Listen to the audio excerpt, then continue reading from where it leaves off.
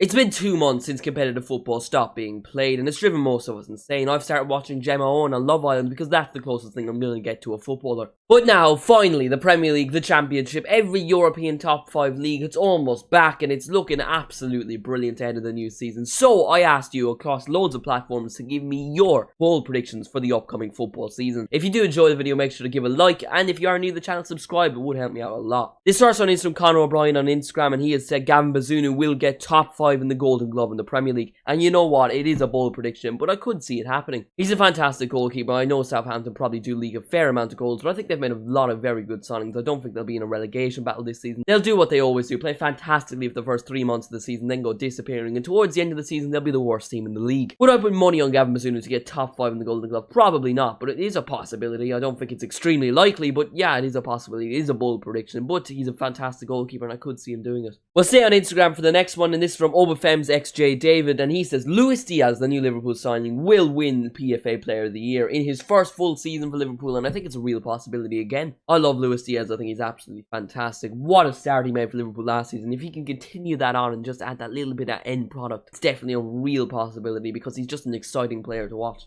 PFA Player of the Year, it is a big ask to be fair. There's a lot of fantastic players in the Premier League at the moment. You have Kevin De Bruyne, Mo Salah, Harry Kane, the addition of Erling Haaland. So many fantastic footballers in the Premier League this season, so it is going to be hard for Luis Diaz to win Player of the Year. Luis Diaz to win PFA Player of the Year. Maybe it's Liverpool bias to me, but I wouldn't be opposed to it. I think it is a possibility. Moving over to TikTok, and this is one from Didzy.ie saying Nathan Collins should win Young Player of the Year, but he won't because he's not English and doesn't play for a top 6 team. And you know what? That is the reality of the Premier League. There's a severe amount of bias to the big 6 and to English players. He's definitely in a bad position if he were to have a fantastic season because there is a bias towards forwards, so he wouldn't be in a great position because, well, he's a centre-back from Ireland that plays for Wolves. It's not great, and I don't think the media would necessarily be favouring, but he is a fantastic player. I think he'll do fantastic for Wolves, and give it 3 or 4 years time he'll be playing Champions League level football. It's still a really bold prediction as it is to say he'll win Young Player of the Year. Erling Haaland still qualifies for that. You have Darwin Núñez, and there's a lot of very good young players about in the Premier League, so if Nathan Collins were to win it would be fantastic for Ireland, but again there probably is a massive bias, so even if he was the best centre-back in the Premier League, he probably wouldn't even get nominated for the pure reason he's Irish, so I do agree with you. This one is from Sotio7, and he has said Scamacca to outscore Cristiano Ronaldo, and that is a very bold prediction. I'm assuming he's a West Ham fan. Their new signing, Scamacca from Sassuolo. Obviously, it all depends if Ronaldo leaves. It looks like he probably won't because, well,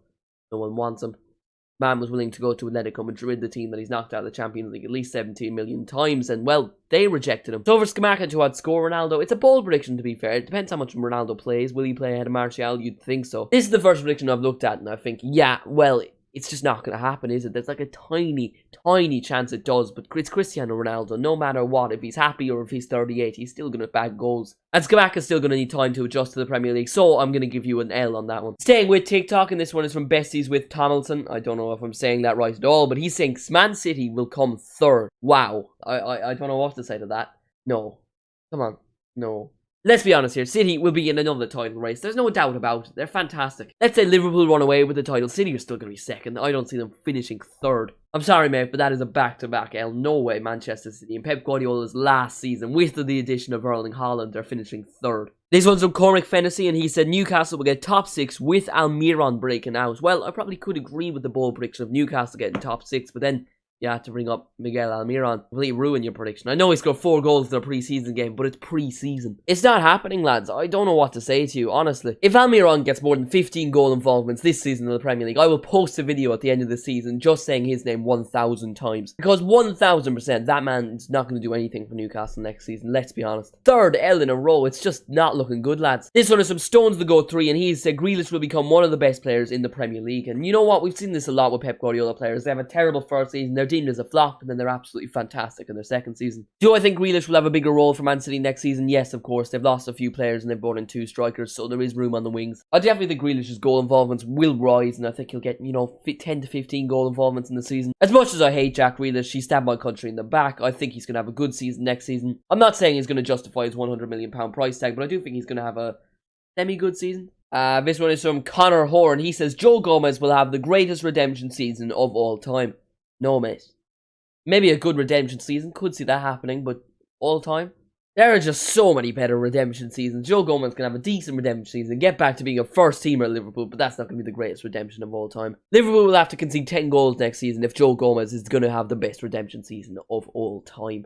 This from West Ham edits, and he has said West Ham will finish over United. Real possibility. They probably should have done last season, but they bottled it on the last day. Now West Ham play in the Conference League, United play in the Europa League. Look, I think West Ham for once are making signings, and you know what? They're making very good signings. Scamacca, we've already talked about him, very good addition. And going back to Scamacca outscoring Ronaldo, if that one happens, West Ham will finish above them. It all depends if United can bring their pre-season form into the Premier League, which obviously none of us know yet. Next from Deschamps, definitely pronouncing that wrong, and he has said Haaland to flop. Erling Haaland is one of the best strikers on the planet. I really don't see him flopping for Manchester City. He's just an absolute animal, Erling Haaland, and if he can stay fit, there is injury concerns with him, but if he can stay fit, he's going to bag 20 goals at least for Man City next season. I'm beginning to understand why these are bold predictions.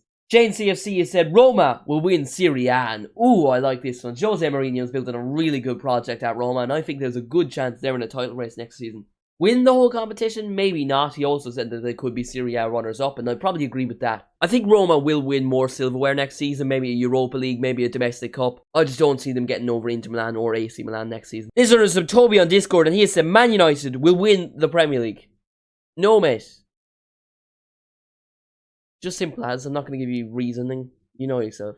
And we'll finish on one that, you know, I don't think will happen from Fessy Enthusiast. I will score with my balls to win Bournemouth the league on the final day.